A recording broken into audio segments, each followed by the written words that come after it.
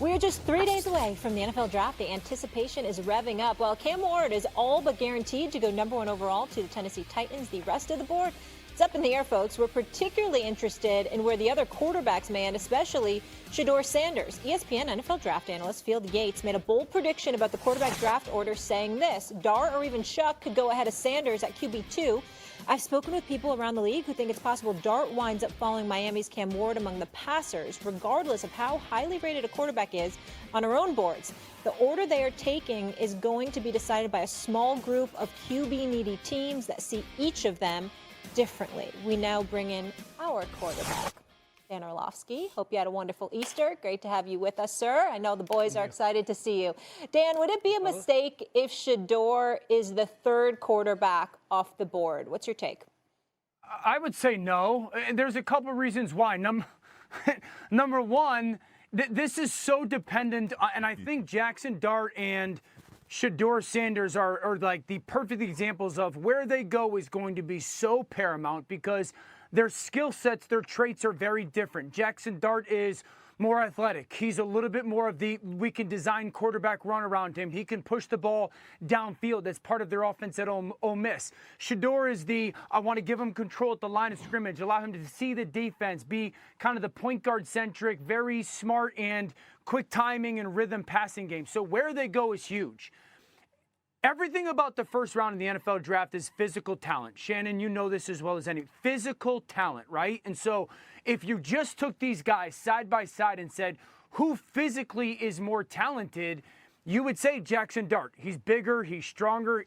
I think he's faster. He's got a more ability to make some of the wow throws than Shedeur has. And so if you're a team like the Saints and you sit there and go Kellen Moore, Jalen Hurts, Philadelphia Eagles, they like the quarterback run, you're going to go Jackson Dart just because of it. If you're Brian Dable and the New York Giants and you go, well, my experience with Josh Allen tells me I want that style or that profile, Jackson Dart fits that. So I've had these guys much closer than probably others since the very beginning of this process, and I just don't believe it would be a mistake. It doesn't mean Shedeur's not good and has the chance to be a good player in the NFL. From a football standpoint, I can't disagree. I'm being serious here, Dan. As much as I love having fun with you, I'm being serious here. From a football standpoint, I can't disagree with a word that you said. I just think that it's messed up, man. I mean, we come into the season is over, and we are talking about two guys at the quarterback position. We're talking about Cam Ward, and we're talking about a guy in Shedeur Sanders who holds the record for the best career completion percentage at 71.8% in the history of college football bowl subdivision. That's what we're talking about here. And people were looking at him, and we've gone from speculating about him being a top 3 pick, to him falling at 6 with the Raiders, to him falling at 9 with New Orleans, to maybe the Pittsburgh Steelers could get him. Oh, should they move up? Maybe they won't have to because he might be available. Now you're hearing rumors about how it could be the Rams because obviously they've got their quarterback situation in Stafford, and they kept him, but he is 37 years of age. I'm like, damn. And the man ain't play a game since the football season ended. And then we're looking at him. I know that the physical traits. Okay, he doesn't have the strongest arm. He doesn't have, breakaway speed. He's not that athlete Cam Ward is or whatever. But I didn't hear much about Dart. I didn't hear much about Shaw. I didn't hear much about these guys. And all of a sudden now you're hearing that he could be the 4th quarterback taken in the NFL draft. Come on, man. Something. I understand that, but I'm saying that's what they're talking about. And I'm saying something smells. And then I got to take into account, okay, he's a pocket passer. He's accurate. He can get out of the pocket and make requisite throws. Oh, by the way, his pedigree isn't to be questioned. His football acumen isn't to be questioned. We've seen plenty of athletes at the quarterback position. I understand that everybody clamors for that with a Lamar Jackson, with a Josh Allen, with others right now. Jayden Daniels, let's not forget him. I get that part, right? I get it. But the point is, we've seen the Baker Mayfields and others ascend. We've seen guys who make smart decisions, who know how to throw the football. We brought all of this stuff up. And somehow, some way, as the draft approaches, with Deion Sanders arguably the greatest athlete ever, who is a brilliant football mind. This is his son, who he's worked with all of this time, and suddenly we're seeing the stock drop. I just don't like the way this looks at all. The draft is not here. It could be all smoke and mirrors, but I don't like the way I see things unfolding, Dan. Right. Dan, quickly here, and then let's get to Shay. No, go to Shannon. Go to Shannon. I'll give Shannon time. Go ahead. Yeah, to say it's a mistake, people thought it was a mistake for Andy Reid to slide up the draft, to go up the draft board and get Patrick Mahomes.